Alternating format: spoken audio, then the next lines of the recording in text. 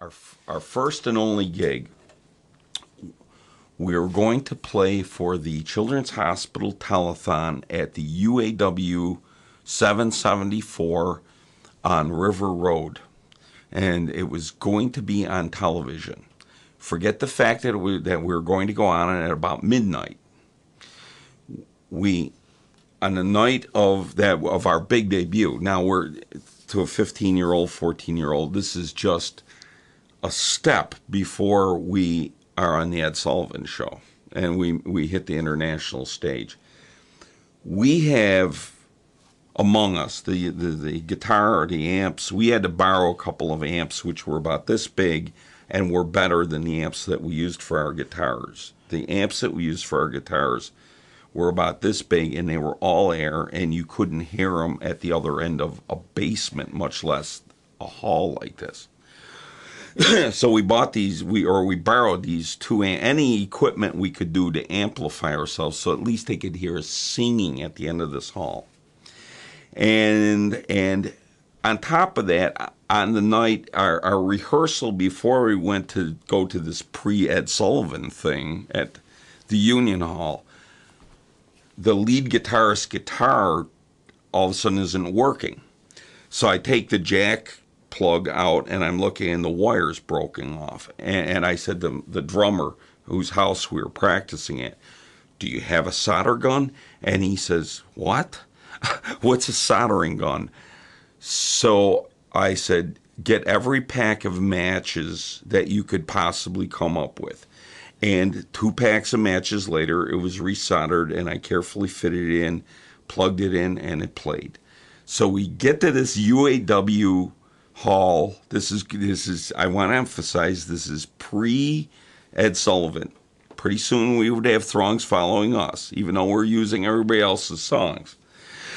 and we walk in through the doors with our little entourage, and up there is a real band. They have amps with reverb that you can hear at their guitars were probably worth more than all of our equipment. Any one guitar was probably worth more than all of our equipment. Our drummer had to set his side tom-tom on a chair. My microphone stand was a music stand with a coat hanger that was jury-rigged for my $8 microphone. But we had dancers from Frank's Casanova. And there was a strip joint, and of course they kept their clothes on. And, over in the 2-3 dozen people that were listening, if they could hear us, they were, throwing up and drinking and slavering all over the place. But the dancers had a good time, and we felt like, we held our own with this other band. We held our own. We had the Frank's Casanova dancers dancing to our music, and they liked it. Oh, God, there are so many memories, connected with loves and friends and picnics.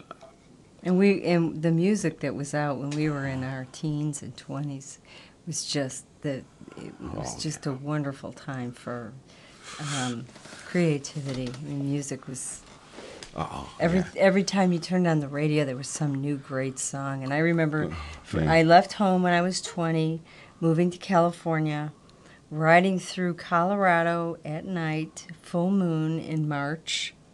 It's the first time I saw the mountains. So the mountains are the